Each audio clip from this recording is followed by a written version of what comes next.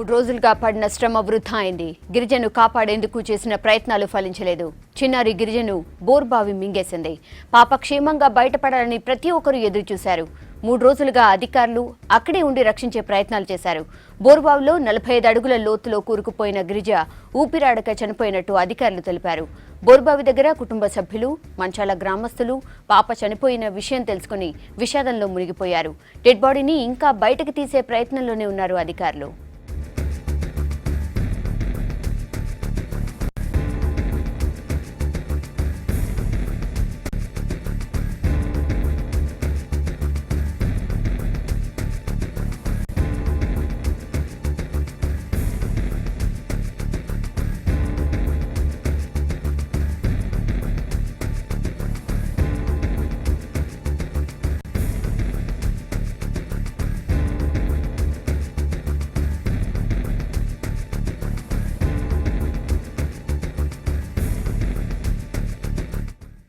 బోర్బావిలో పాప తలక్రిందులకు పడిపోయిందంటున్నారు మంత్రి మహేందర్ రెడ్డి. పరిస్థితిని పర్యవేక్షించిన ఆయన పాప చనిపోయిన విషయాన్ని అధికారికంగా ప్రకటించారు. తలకిందులుగా పడిపోవడంతో పాటు బావిలో నీళ్లు ఉండడం కూడా పాప చనిపోవడానికి కారణమన్నారు మంత్రి. ఊపిరాడకే గిరిజ చనిపోయిందని అధికారులు భావిస్తున్నారు. ప్రత్యేకంగా తెప్పించిన సీసీ కెమెరా, ఎల్ఈడీ లైట్ సాయంతో బోరుబావిలో ఉన్న పాప విజువల్స్ ను చూశారు అధికారులు.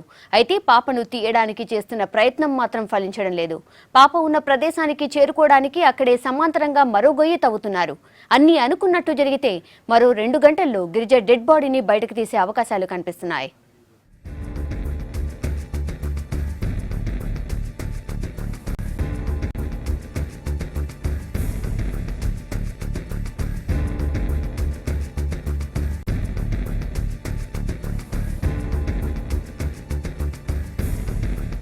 ఏడాదిన్నర క్రితమే తల్లిని కోల్పోయిన గిరిజ అమ్మమ్మ వెంట ఆదివారం నాడు పొలానికి వెళ్లింది. ఆడుకుంటూ బోరుబావిలో పడిపోయింది. పాప బోరుబావిలో పడిపోయిన విషయం తెలుసుకున్న అధికారులు సహాయక చర్యలు ముమ్మరం చేశారు. బోరుబావికి సమాంతరంగా 45 అడుగుల లోతు గుంతను తవ్వారు. ఎన్డీఆర్ఎఫ్ బృందాలకు తోడుగా మైనింగ్ రెస్క్యూ టీంలు రంగంలోకి దిగి రక్షించే ప్రయత్నం చేశాయి. సమాంతర గొయ్యికి పెద్ద పెద్ద బండరాళ్లు అడ్డుపడడంతో ఇవాళ ఉదయం రెస్క్యూ పనులు కొంతసేపు ఆగిపోయాయి. ఆ తర్వాత కట్టర్ల సాయంతో బండలను కట్ చేసి గిరిజ బోరుబావిలో చిక్కున్న చోటుకి చేరుకోగలిగారు.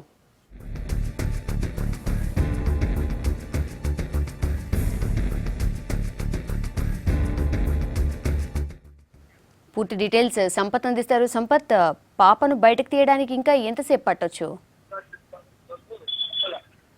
రంగారెడ్డి జిల్లా మంచాల్లో జరిగిన 3 రోజుల క్రితం జరిగిన ఘటన. ఆదివారం రోజు ఉదయం 10 గంటలకు జరిగిన ఈ ఘటనకు సంబంధించి మొత్తానికి విషాద వార్త చెప్పొచ్చు. ఎందుకంటే గిరిజ 5 ఏళ్ల చిన్నారి ముందుగా బోర్ బావిలో పడిపోయిన తర్వాత అక్కడ 45 అడుగుల లోతున ఉన్నట్టుగా ముందుగా అధికారులు గుర్తించారు. అయితే ఈ రోజు అడ్వాన్స్డ్ గా ఉన్నటువంటి ఎక్విప్మెంట్ తీసుకురావడం జరిగింది. దాంట్లో ప్రధానంగా లోపల కెమెరాను అమర్చి దాని ద్వారా లోపలికి పంపించడం జరిగింది. దాంట్లో ముందుగా కొన్ని దృశ్యాల్ని అలాగే పిక్చర్స్ ని కలెక్ట్ చేశారు. కొద్దిసేపటి క్రితం అది కలెక్ట్ చేసిన తర్వాత అధికారికంగా మంత్రి మహేందర్ రెడ్డి దీన్ని ధృవీకరిస్తూ మీడియాకు చెప్పడం జరిగింది.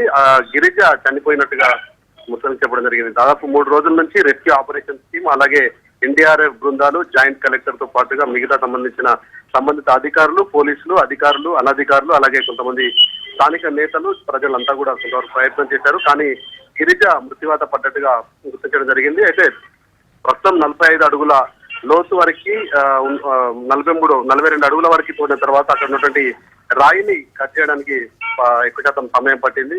ఆ తర్వాత రాయిని తొలగించిన తర్వాత ప్రస్తుతం అయితే గిరిజను బయటికి తీసేందుకు ప్రయత్నం చేస్తున్నారు. ఎందుకంటే రాయి ప్రాంతం ఎక్కువగా ఉంది కాబట్టి గిరిజను బయటికి తీయడానికి కొంచెం ఇబ్బందికరమైనటువంటి వాతావరణం నేపథ్యంలో కొంత సమయం పట్టే అవకాశం ఉంది.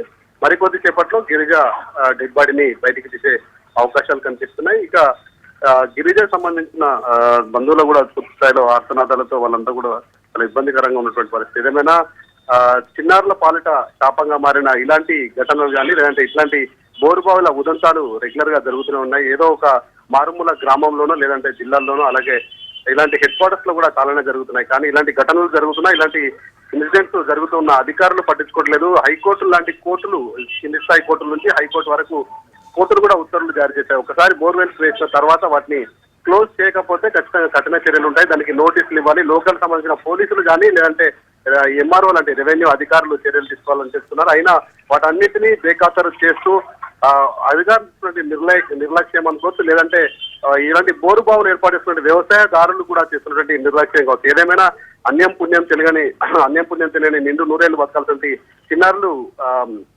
ఇలా విషాద ఘటనలుగా మిగిలిపోవాల్సిన పరిస్థితి పడుతుంది. ఇట్లాంటి ఇన్సిడెంట్ ను బేస్ చేసుకొని ఇప్పటికైనా కొంత అధికారులు కావచ్చు, లేదంటే సామాన్య ప్రజలు కావచ్చు, లేదంటే వ్యవసాయ క్షేత్రాల్లో బోర్బావులు వేసేటువంటి సందర్భంలో ఇలాంటి ఇన్సిడెంట్స్ ని ఒక ఉదాహరణగా తీసుకొని ఇట్లాంటి క్లోజ్ చేయాలనేది అంతా కోరుకుంటున్నారు. మొత్తానికి ఊహించిన రీతిలో 3 రోజుల నుంచి చాలా వరకు అంతా అధికార గణం మొత్తం కూడా అక్కడే నిమగ్నమై పూర్తి స్థాయిలో 24 గంటలు కూడా దాదాపు 40 గంటల నుంచి పూర్తి స్థాయిలో ప్రయత్నించారు. కానీ ఆఖరికి గిరిజ చనిపోయినట్టుగానే ధృవీకరించారు. అయితే దీనికి ప్రధాన కారణంగా మాత్రం ఆక్సిజన్ పంపించారు. కానీ అక్కడ ఏదైతే 45 మొత్తం 320 ఫీట్లు ఉన్నటువంటి ఈ బోరు బావిలో 45 అడుగుల నుంచి వాటర్ ఉంది కాబట్టి, వాటర్ సోర్స్ అక్కడ ఉంది కాబట్టి ఆ వాటర్ లో పడిపోయినటువంటి గిరిజ తలకిందులుగా దాంట్లో పైప్ లైన్ లో పడిపోయింది. సో అప్పుడే దాదాపు గంట వ్యవధిలోనే గిరిజ చనిపోయి ఉంటుందనేది ప్రాథమికంగా ఒక అంచనా వేస్తున్నారు. సౌమ్య, సంపత్, పాపను బయటకు తీసాక కుటుంబ సభ్యులకు అప్పగిస్తారా, ఏం చేస్తారు?